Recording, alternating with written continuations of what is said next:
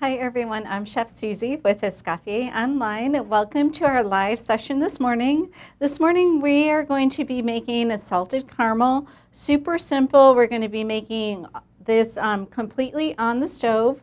We're going to be using some granulated sugar and some light corn syrup and some water. We're going to bring that to a boil, and then we're going to be adding some cream, butter, and a little bit of salt. So knowing all that, let's get started because it's going to take a little while for this to come up to temperature. So what we're going to do first is we're going to take our granulated sugar and our water and our light corn syrup, and we're going to start this on the stove. It's going to be simmering until it starts to turn a little bit golden brown. Then we're going to be adding our cream and butter mixture. So you're going to want to stir this well before you go ahead and start your flame. And it's just going to be simmering on its own. It's going to be bubbling. A medium heat is perfect for this. And you don't have to wash down the sides on this one. You're just going to be letting it simmer. Okay. So the sugar solution is what's going to take the most time. So that's why we got that started. So let's go ahead and simmer our heavy cream and our butter.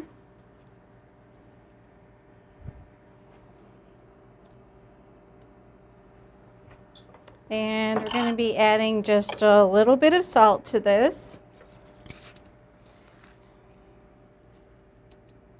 Okay. So, Susie got salt everywhere on that shot.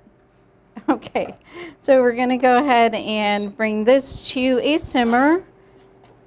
And we're going to then set the cream mixture aside, and then that's going to go into the sugar mixture when it turns a little bit golden brown.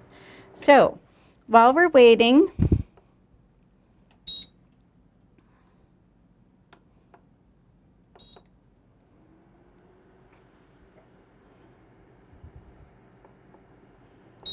okay.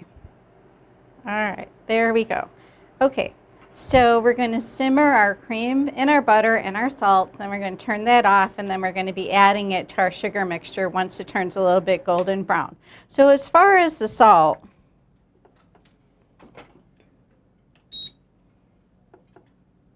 okay, maybe we'll just use one burner at a time.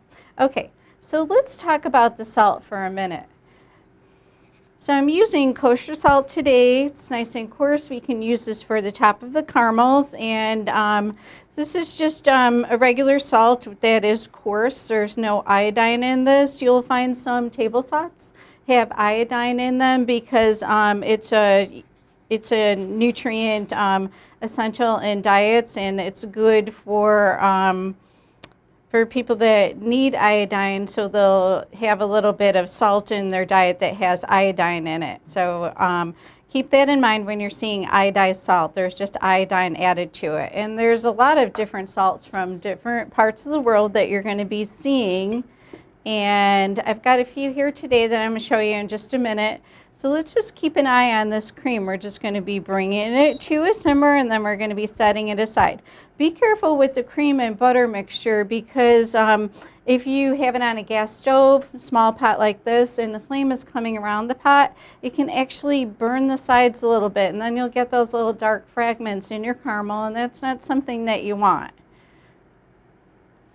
So we're going to bring this to a little bit of a simmer, and then we're going to turn it off. We'll set it aside, and then we'll work on our sugar mixture. Okay, and please let me know if you have any questions. Okay, this is perfect. It started to simmer. Let's go ahead and get started on our caramel mixture. I've got it on a medium heat. It's going to be coming to a boil. And we are going to let this get a little bit golden brown in color.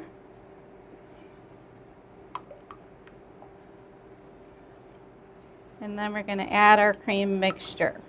So when you're making these caramels, it's going to take a little while for these mixtures to come, the sugar mixture to come up to temperature, but you're going to want to keep an eye on it. Something really hot when you're on the stove, especially if you have your family or especially children, you know, be careful. Point your pot handles in and just keep an eye on that. You don't want to walk away because sometimes it seems like it's taking a long time. It can really get going once you've walked away. So just kind of stay around and maybe chat with a friend or your family members. So this is starting to bubble, and we're going to let this get a little bit of a golden brown color.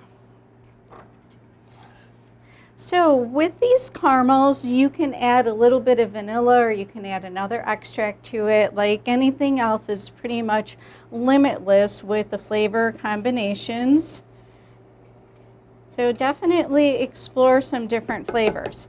So if you wanted to perhaps add some vanilla and maybe you don't want a lot of salt in your diet, you can eliminate the salt in this recipe. It's really just here for flavor, and you can put a little salt on top of the caramel instead, or even the salted caramels. If you put a little coarse salt on top, that's just going to reinforce that salt flavor. So really, like I said, this is a basic recipe, so your flavor combinations are pretty much limitless. Okay, so we're going to be leaving this simmer. It's going to take a little while. Sometimes, depending, it can take maybe 10 or 15 minutes, depending on the amount that you're making. Keep in mind, if you're making a larger amount, it's going to take a little bit longer. So we're going to simmer this until it just starts to get a little bit of color to it, and then we're going to add that cream and butter mixture. And please let me know if you have any questions on anything. So you're going to be wanting to use your candy thermometer, and we're going to be bringing the final mixture to 248 degrees. Be careful not to go over that, because then the caramels are going to become harder, unless that's what you're looking for. So keep that in mind.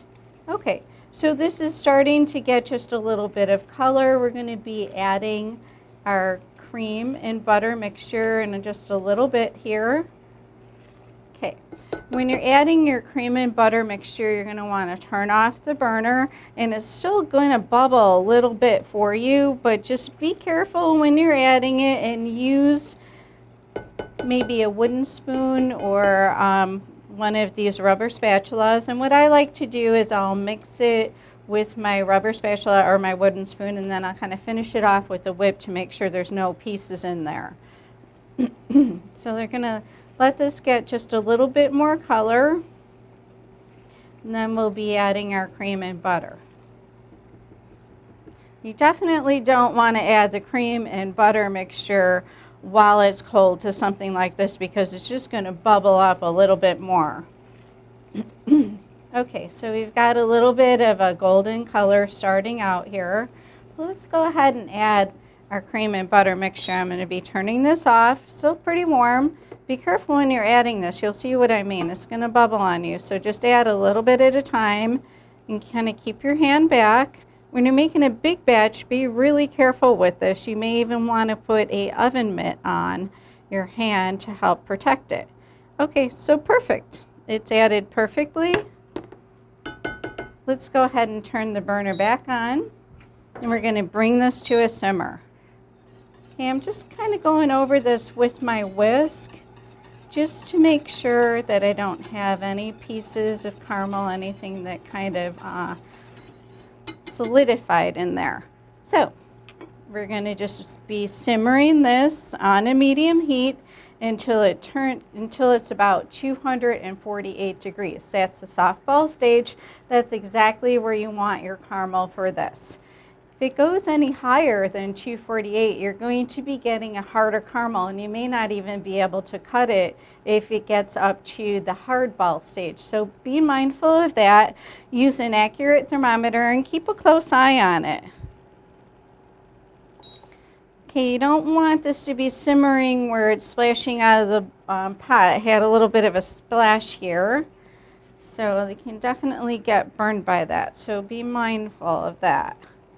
So you're going to be stirring this every now and then. Okay, so we have a question. They want to know what you can substitute for a dairy-free recipe.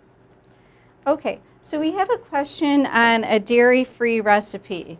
So you've got your butter in here and your cream. You've got a lot of dairy in these. So experimenting, you could try using maybe some almond milk and a butter substitute. But take some notes. It's strictly experimentation unless you can find a particular recipe that calls for those ingredients. But I would say, definitely try it and see how it works out for you. Okay, so we're just leaving this simmer. What we're going to want to do is we're going to want to prepare our pan. For this recipe that I'm giving you today, it's going to make about enough mixture to go in an 8-inch pan. Any 8-inch baking pan, metal or glass, just fine. And you're going to want to oil it for sure. You can just brush some oil or you can spray some like I'm doing here. Put a piece of parchment in the bottom for sure. That's going to help this release. So I always like to spray or oil the pan first, and that's going to kind of keep that parchment in place. And then you're going to invert it and peel it off. I made one earlier, so as soon as we get this mixture well cooked, then we'll go ahead and take a look at the one that I made earlier.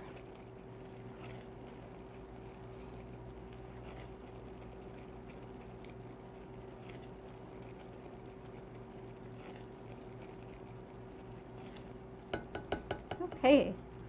So this is going to be turning like a light caramel color. As you can see, we don't have any coloring to this yet so far. So let's go ahead and we'll kind of keep our probe in here so we can take a look at it. It seems to go slowly, especially when the number gets higher. So like I said, even if you think it's not going to be done, if you walk away, answer the phones, anything can happen. So just keep a close eye on it. So right now we're already at 220 degrees. We need to get to 248. And like I said, once the temperature gets higher, it seems like it climbs a little slower, like 1 degree at a time. Okay, we're up to 225 already. We're getting there. You're going to want to constantly mix this. And you can put it on a little bit lower so it's not bubbling so much. Just make sure if it's bubbling that it's not bubbling out of the pot. Keep your hand away from this. Use something with a long handle on it. Wooden spoons work well too, or these rubber spatulas. Anything metal is going to heat up and you could burn your hand on the handle. Okay, so we are getting there. We are at 232. Just Susie had put her glasses on for a minute just to be sure. We're already up to 234. Getting there. We have about 12 degrees left. Be sure that you're stirring this constantly, because it can scorch a little bit on the bottom.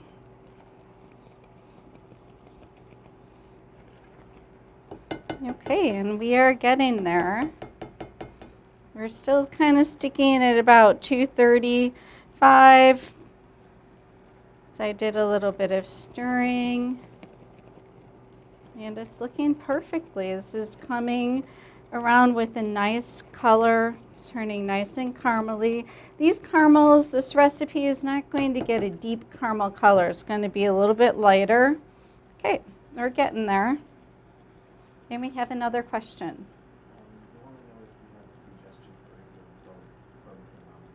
Okay, we have a question on a thermometer.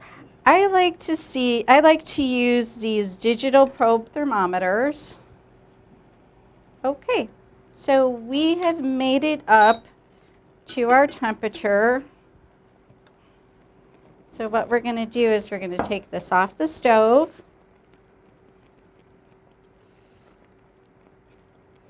Okay, we made it up to our 248 degrees, and we're just going to be pouring this in.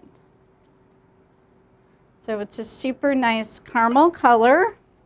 And then we're going to leave this set for about 2 hours. And then we're going to be able to cut it. So you want to make sure that it feels set before you start to cut it. So 2 hours, maybe a little bit longer, and you can leave it at room temperature. And ideally, you're going to be storing this in the refrigerator. So let's set this aside. And I've got one that I made earlier. Okay, so back to the question on the probe thermometer, the thermometer. So I like to use these digital probe thermometers. There's a variety of thermometers that you can use, and this is a Polder brand, and I bought this at Bed Bath & Beyond, and they're about $20, $25. And what's nice about these is they have timers on them where you can set your timer for a specific temperature and then it'll beep for you. So this is what I personally like to use. This model is no longer available because I've had it for so long. It's actually one of my favorite things to use in the kitchen. But any digital probe thermometer or a candy thermometer that you could stand up in the pot will work as well. It's just whatever you like and what you feel more comfortable with. So I like these for another reason too. The candy thermometers that you stand up that have the degrees and the softball and hardball on the sides and they stand, you can break those easily. So I prefer something like this in a commercial kitchen if you're using it a lot. So contact me if you need any help finding this thermometer. I'd love to help you shop for one. Okay, so back to our caramel. Okay, so this is the caramel that I made earlier, and you're going to be storing this in the refrigerator once it's set, but I like to set it at room temperature, and then there won't be any like sweating in the refrigerator. So to get this out, you're going to kind of want to pop it out. You can use a bowl scraper or a little spatula. So here we go. So I've got it out. And did we have another question? They want to know how you got it so much darker. The color. They want to know why the color is so much darker. Oh, okay. This is going to get a little bit darker when it sets. We had a question about the color. That one still had a lot of bubbling on it. And as it sets, it's going to look just a little bit darker. Okay. So I'm going to just be inverting this. And we're going to be taking our parchment off, which we oiled. You're going to feel a little grease, but you need that so it doesn't stick. Okay. And we've got a few pieces of paper on here. You're just going to want to make sure that you get all that off. And do we have any questions on anything? Okay, it's a super nice consistency. And if you chill this a bit, it's going to be a little bit easier for you to cut. So I'm just going to be cutting these into some rectangle shapes. And what you're going to want to do is you're going to want to oil your knife a little bit as well.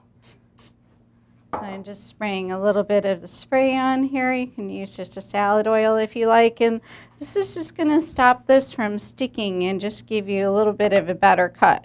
So let's go ahead and trim our edges off.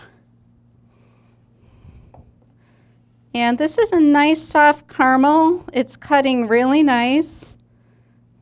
And be careful so you're not getting past 248 degrees because you could get a caramel that's a little too hard to cut. It's going to be breaking on you.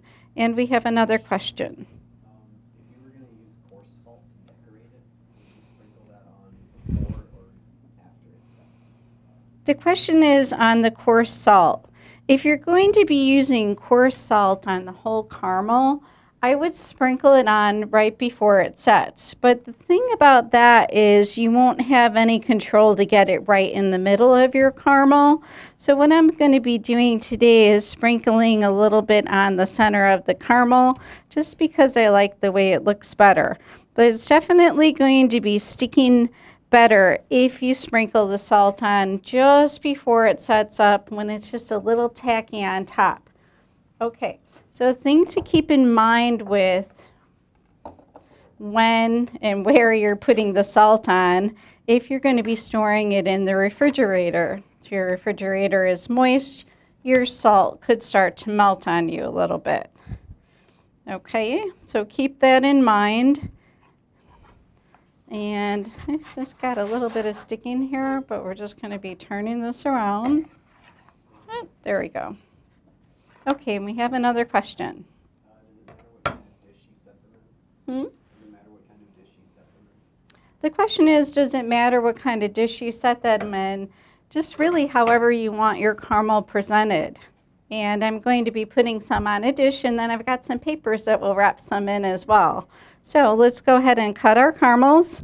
I like to cut mine either in a square or kind of a little rectangle.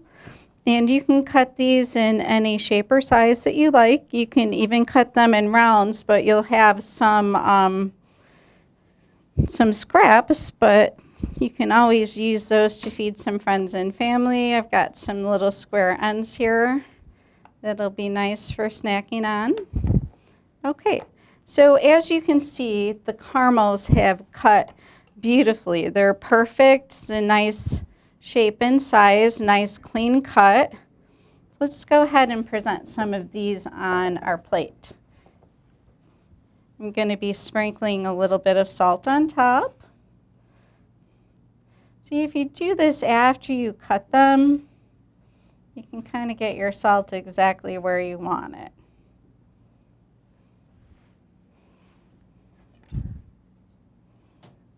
Okay, and you can just serve these right on a dish, and then we will wrap some as well.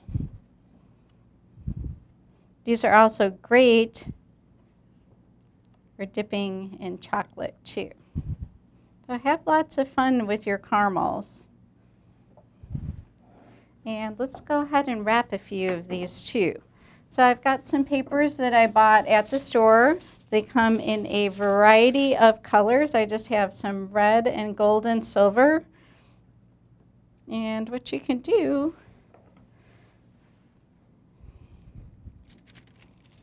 is you can just wrap these up. You're going to want to get the seam on the bottom. I've got this one on top. You can either fold them or you can twist them.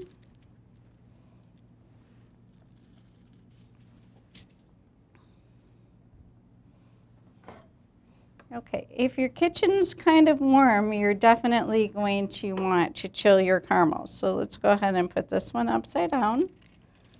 And we've got our seam on the bottom. And then kind of wipe any of those oils that you have off your fingers. And what you can do is you can just gently twist the sides. And it's a nice homemade candy with a professional look to it. Let's go ahead and make up a few more. And like I said, you can make these in any shape or size.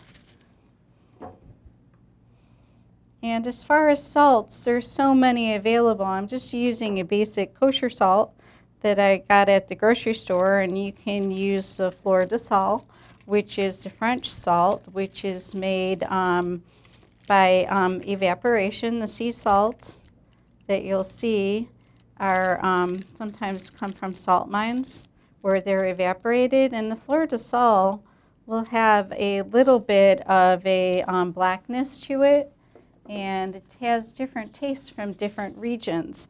And I also have some Himalayan pink salt here too, which is beautiful. It looks nice on caramels. And we have a little bit of black salt as well. So definitely have some fun exploring different salts with these caramels if you want to make them salty. If not, definitely do some different flavors with them. And have a lot of fun with your caramels. And you can wrap them, or you can just serve them as they are, or you can dip them all the way in chocolate, or even part way in chocolate too. So please let me know if you have any questions on salted caramels, and I'm happy that you joined us today. And let's go ahead and finish this last one up, and if you have any questions, be sure to give me a call or send me an email.